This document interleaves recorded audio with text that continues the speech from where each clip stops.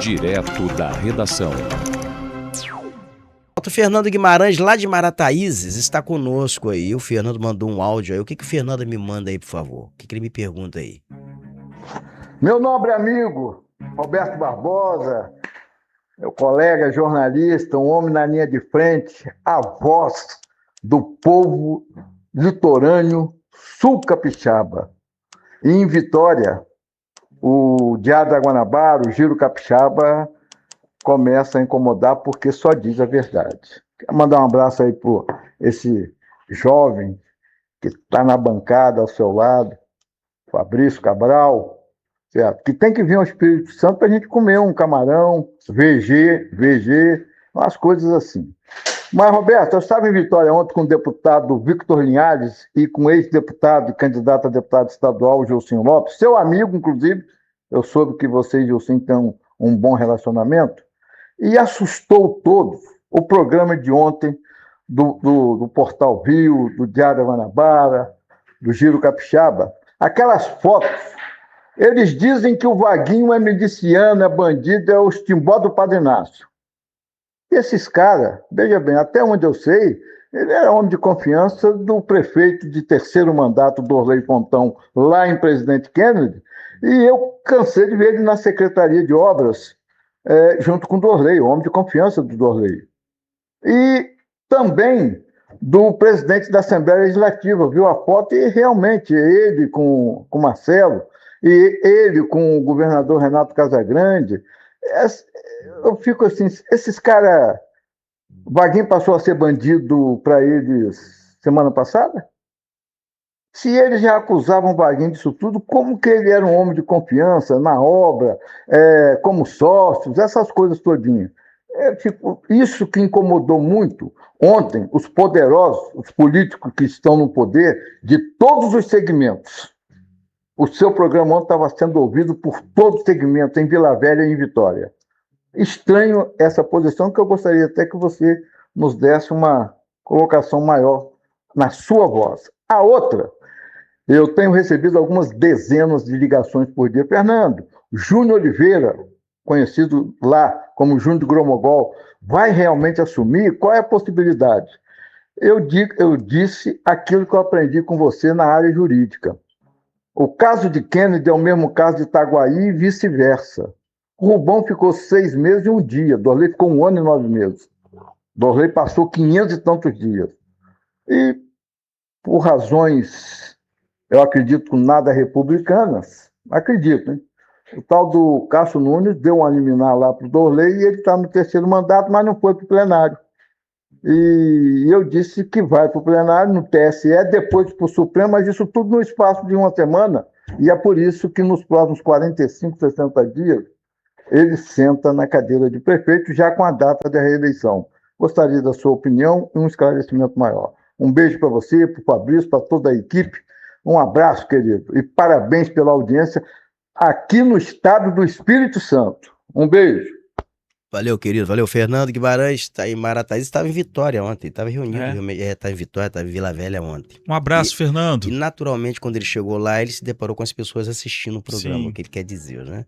E quando ele chega lá, e aí o programa que ele se refere ontem, é o programa em que eu mostrei o caso do Gilbert Wagner Antunes, que foi preso em Itaguaí, no Rio de Janeiro, e era apontado como um dos homens mais procurados pelas autoridades do Espírito Santo, porque ele é apontado como miliciano, né? Ele está em Benfica, no Rio de Janeiro, e ontem teve audiência de custódia, que eu não sei qual foi o resultado. A gente vai procurar saber hoje. Mas aqui o programa ontem mostrou as fotos do Gilbert Wagner antes dele ser apontado como miliciano. Na foto você viu ao lado do Renato Casagrande, do Marcelo Santos, que é presidente da ALES, da Assembleia Legislativa, sendo condecorado. Com Dorley Pontão, era homem de confiança do prefeito de Presidente Kennedy, prefeito que assinou 40% a maior parte dos contratos que estão sendo investigados hoje pela Polícia Federal foi assinado em Presidente Kennedy, no âmbito da Operação Colosso de Areia. Mas tá aí ele, o Wagner Antunes, nós mostramos ontem, com o Casagrande. Lá atrás está o Dorley Pontão, que é prefeito, Presidente Kennedy, na pandemia. E ele era secretário em em Marataízes. Depois empresário, fundou a empresa Lopes do Brasil, que executava obras em Presidente Kennedy, mas houve uma ruptura no núcleo ali. Depois disso, jogaram a pecha no rapaz de miliciano. Ele passou a ser acusado de miliciano.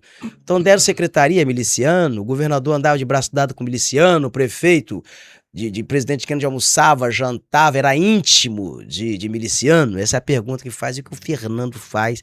E ele volta aqui lembrando aqui, porque ele assistiu isso ontem em, em, em Vitória, quando ele estava lá em Vitória e Vila Velha, o pessoal assistindo o programa. O Fernando, é a mesma pergunta que eu fiz ontem e torna a fazer. Ele é miliciano desde quando? É quem ele lidera como milícia? Qual o território que ele domina? Então é isso. Imagine se o Cláudio Castro, governador do Rio de Janeiro, aparecesse hoje ao lado de um miliciano. Imagine se o Eduardo Paes tivesse nomeado em uma de suas secretarias na Prefeitura do Rio de Janeiro um miliciano. Imagine você o que aconteceria, porque eu estou falando Rio de Janeiro, porque hoje tem aqui a Unicarne. Mas eu vou te dar um dado aqui, ô Fernando, que você talvez não saiba, né? A Operação Unicarne, ela está no âmbito de uma DPF das favelas no Rio de Janeiro.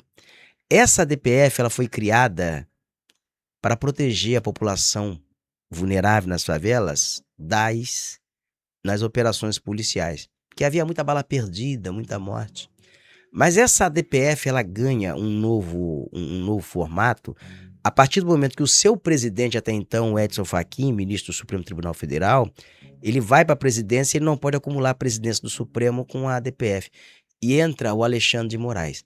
Essa DPF, ela passa a trazer para o seio de sua atuação a investigação entre envolvimento de políticos com o crime organizado. Então hoje existem investigações no Rio de Janeiro no âmbito dessa DPF, a Unicarne. Existe também no âmbito dessa DPF investigações em Goiás, em vários estados. E provavelmente no Espírito Santo. Então muitas coisas vão acontecer a partir daqui. Existe um dossiê do Wagner Antunes, que está em poder da Polícia Federal, do Ministério Público Federal, em Brasília, que é um negócio pavoroso, é um dossiê volumoso, com imagens, com fotos, tem vídeos, tem áudios, muita coisa, tem muita coisa. E esse dossiê está guardado também com algumas pessoas. Então eu acredito que essa questão do Wagner Antunes vai vir com muitas informações, e que muita gente vai rodar. Eu não sei se para muita gente melhor era o Wagner Antunes preso ou ele solto. Então as pessoas às vezes que torciam por essa ocasião, por essa prisão, imaginavam que ele seria preso. A forma como ele chega à delegacia é a forma de alguém que já esperava que aquilo acontecesse. Então assim, tá muito cercado de muito mistério tudo isso, como se foi a prisão, se foi uma rendição, se foi uma prisão, se tudo já não era, se já não considerou, agora é hora de se entregar, é hora de relatar, é hora de falar, porque nós estamos no âmbito de uma DPF, a DPF que é assim, que está sendo turbulenta nessas questões, ainda que haja seletivismo, mas tem coisas que serão inevitáveis. Vamos acompanhar. Sobre o Júnior de Gromogol, que foi prefeito aí de Presidente Kennedy interinamente. O Júnior de Gromogol, que é presidente da Câmara. O Dorley Fontão, ele está no 3º mandato consecutivo. Em Itaguaí aconteceu o seguinte, não foi por afastamento judicial. O afastamento do prefeito lá, na ocasião em que o Rubão, que venceu a eleição e disputava o 3º mandato, se deu no âmbito da Câmara de Vereadores. O prefeito nunca mais voltou. O Dorley, ele era vice da Amanda Quinta quando ela foi afastada pela Justiça. Então essa é a distinção. O Cássio Nunes Marques, para ele dar esse drible na legislação e promover a entronização de Dorley nesse 3º mandato consecutivo, que ele quer proporcionar ao Dorley 10 anos de mandatos quase que ininterruptos, 10 anos de mandato quase que ininterrupto, é isso que o Cássio Nunes quer construir. Ele alega o seguinte, que o Dorley, ele foi uma posse precária, porque a prefeita foi afastada pela Justiça. Mas aí o Cássio Nunes Marques esqueceu de dizer o seguinte, ele completou o ciclo administrativo, porque a prefeita nunca mais voltou. O Dorley está penduradinho na liminar do Cássio Nunes Marques. E o maior temor do Cássio, de todo mundo, é que isso vai a plenário, porque se isso for a plenário, cai. Eu não marcaria data para Júnior voltar, mas se prevalecer o rito constitucional, se prevalecer a legislação e prevalecer a Constituição Federal, Dorley vai ser apeado, Dorley vai sair daí. Dorley não fica.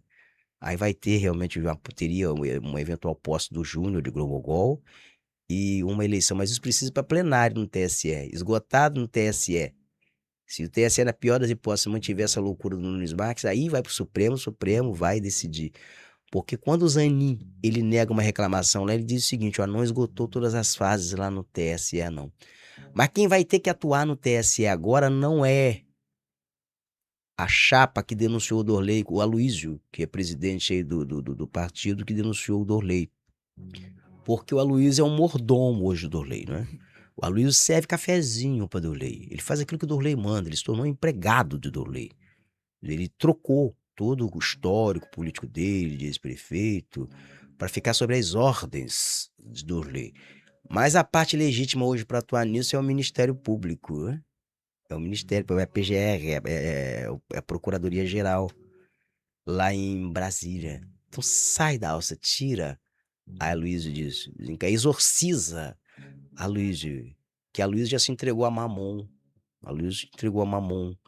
A Aloísio está lá, está sendo cevado por Dorley. E há um relato, não sei se é verdade, de que quando o Dorley fala, o Aloísio diz sim, sim, Dorley, sim, sim, Dorley, vai ser assim. Ele decorou a letra daquela música do Tiririca, sim, sim, Dorley, vai ser assim. E aí vai fazer como, né? São opções, as pessoas elas fazem opções na vida. A opção de Aloysio pode ter sido a melhor para ele, mas não sei se o futuro vai mostrar que ele fez a melhor opção, porque isso vai ficar registrado no histórico dele. Alguém trocar todo o passado dele como político, o histórico de votos que ele teve numa eleição que disputou contra o Dorley como opositor ferrenho de Dorley. Então as pessoas compreendem o que leva alguém a fazer isso, o que pode alguém levar alguém a fazer isso, né? Felizmente. São coisas que a vida, né, que a política vai ensinando a gente. Dizem que o passado do político vem na frente. É fato. Em política, o passado vem na frente. Fernando, querido, um grande abraço pra você aí, tá bom? Um abraço aí pra todos.